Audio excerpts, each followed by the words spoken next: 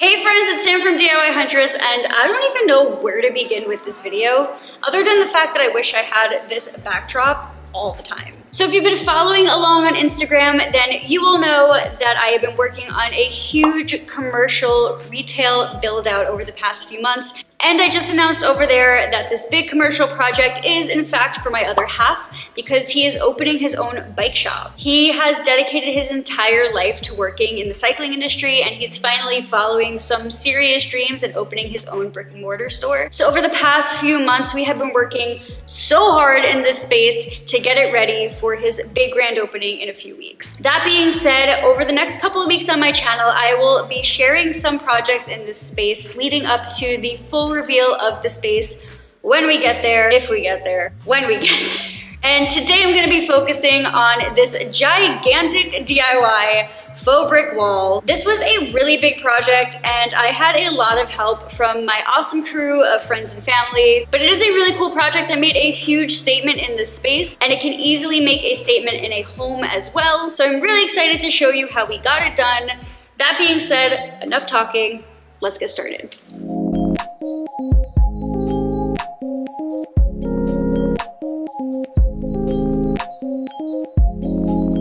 So we're doing something that's a little different on the channel. I have this like builder's bucket list, and one of those things on my builder's bucket list has always been to build out and design a retail space, and here we are.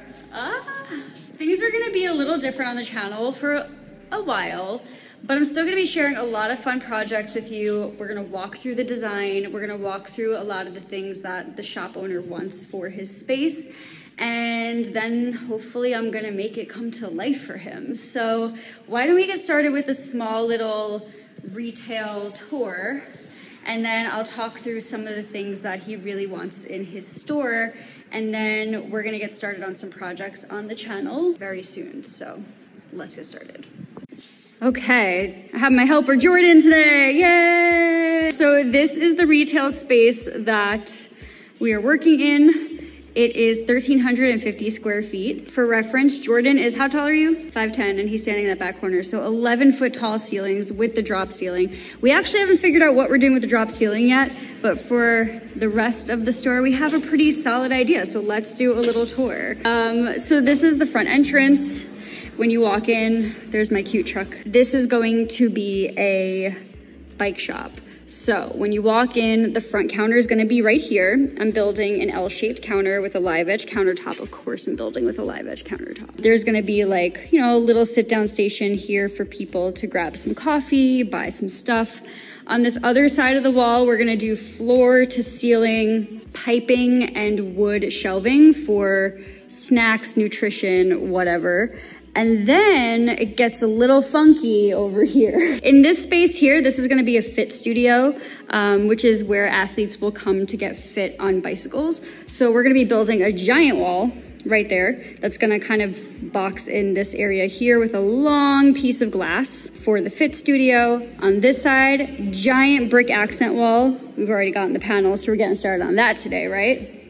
The bikes will be displayed on this wall. Back there is gonna be the shop for the bike mechanics, and then behind there is the bathroom. So right now it's a pretty blank canvas, which is awesome, but that also means there's so much work. So as much as I'm excited, I'm also like low-key very terrified to do this project, because we're on a budget and we're on a timeline. And there are definitely some things in here that I'm contracting out. For example, the floors are so gnarly. So I am getting a concrete guy in here to deal with that, because I don't know the first thing about dealing with a floor like this. I will learn though. This is my first build out. But most of the other work I'm gonna be doing myself, along with family members like Jordan, my dad, your family. Oh, my other half will be here, and we have some friends that are willing to help as well. So this is gonna be so much fun. It's gonna be a lot of work, but it's gonna be fun. But we gotta get started on this project, don't we? I wish I could talk to you guys forever. This is great procrastination, but it's time to get to work, so let's do this. So there were certain projects in the space that Chris really wanted, and one of those was a gigantic white painted brick wall to use as a wall to display all of the bicycles that will be in the store. Now, as much as I would have absolutely loved to put up real bricks on this wall, we have been on a pretty tight budget for this retail build-out space, so I did decide to go with faux brick panels from the home improvement store. I used these panels in Jordan's office space that I revamped on my channel recently, and they worked out really well, but the one thing that kind of annoyed me was that you could still see the seams when you put the project panels right next to each other. So for this project, I decided to do some extra prep work and cut out every other row using my jigsaw so that I could fit these panels together like a puzzle. This way, when I'm adding joint compound later, which you will see later in this project, I'm able to add it to the grout lines of the brick instead of directly on the brick, which hides those cut lines a lot easier. Not gonna lie though, if this were a smaller wall, I would not have minded doing this part of the project, but because this was a giant wall, this definitely took forever and was very tedious. However, it was 100% worth it to take the extra time to cut out every other row because they fit together super seamlessly and you can barely see the seams now that the wall is done. Also, I do want to give a quick shout out to Rachel from Desert Woodworks because this was the first place I saw this trick be done with project panels like this. She shares really awesome projects on her page as well. I've linked her below this video, so go check her out. Now, because there were about 24 project panels to do this with the exception of the ones on the ends because I was able to leave one side fully flush, I did make sure to use whoever was helping me with this project to run dry fits of all the panels before hanging them on the wall. This wall is about 40 feet wide, so I wanted to make sure that everything would fit before trying to attach anything permanently. Luckily though, once all of the panels were cut, I was feeling fueled up and ready to go thanks to the sponsors of today's video, HelloFresh.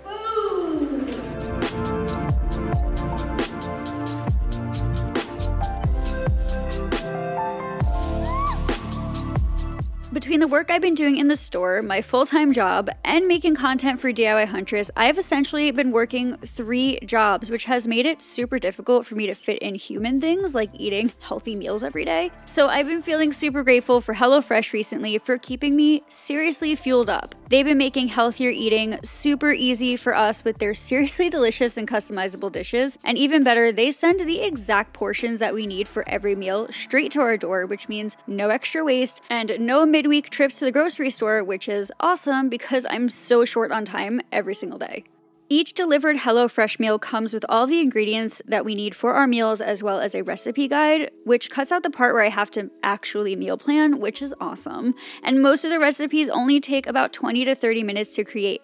Also, everything is super customizable, which is great because I actually follow a vegetarian diet and HelloFresh was able to send me a week's worth of vegetarian meals that were customized based on my personal dietary restrictions. Even cooler, HelloFresh donates food to charities, so every meal purchased through their company helps to give back. Gee, that smells delicious? Yeah? I know, it smells really good. I know, I'm pretty impressed with myself too. Thanks very much for the compliment. I'm so serious, friends. I don't love cooking. In fact, I rarely do it because I don't have time, but I've been looking forward to coming home every single day to create a HelloFresh meal recently instead of grabbing takeout on my way home from my 3 jobs. I don't know. I think I found my calling. I think this is the start of my new cooking channel. I think that my slogan is going to be, so easy, even a Sam can do it. What do cooks do? They do like this little thing, like, I don't know, HelloFresh is making me a chef in no time. 20 minutes, that's all it took. Pretty awesome. Does that smell good? Yeah? Let's eat some dinner. If you want to check out HelloFresh for yourself, you can use my code DIYHuntress14 to get up to 14 free meals across 5 boxes. I honestly could not recommend this company anymore, especially for people with busy schedules like me. That's really good. I know I'm probably supposed to pretend like I'm eating this on camera, but I'm really about to like house this thing off camera, so. Thanks, HelloFresh. And now that I'm fueled up, let's get back to this build. So once those project panels were cut, it was time to put them on the wall, and Chris and I teamed up to do this part of the project together because it was a beast to put these full boards up. So we applied some construction adhesive to the back of each panel, and then he held them up to the wall while I actually screwed in some temporary screws to each board just to hold them up while they dried permanently. We did try to use brad nails, but the studs in this building are metal, and so there was nothing that the brad nail could really bite into, so using the screws was the best option, and it worked out really well. And although it took us a very short amount of time to get these panels on the wall, I did that thing where I started to get super excited about the progress on this project, which I should not have done, because I left this project alone for a couple of weeks while the floor got done and some other things in the shop got done. And when I returned to the store, so much had changed, including the scope of this project, which was kind of like a blessing and a curse. But yeah, things just got a little more difficult. Some real life editing happened in the sense of like I left this project for a while and came back and a lot has changed. So remember this like 11-foot tall brick wall that I'm making behind me? Yeah, so that is now going to become a 16-foot tall wall because the drop ceiling is gone. It looks so much bigger in here, but I'm gonna need a lot more brick and I'm gonna need some taller scaffolding.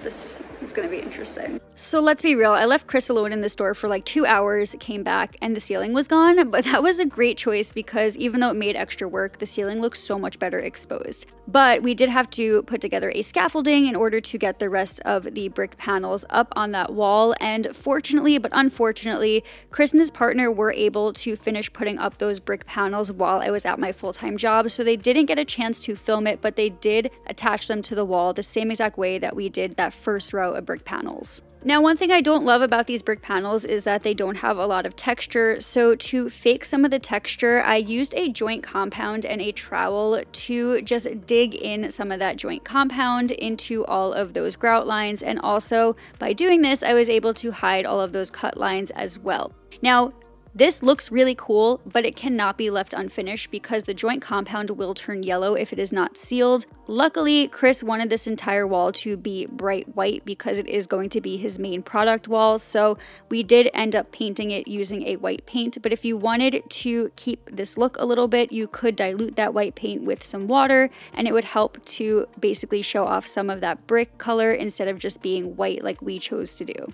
But after doing this, we let it dry for 24 hours, and then Chris was so excited to paint this wall. Let me see you strut. Looking good. Woo!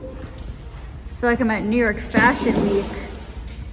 Yes. Oh, okay.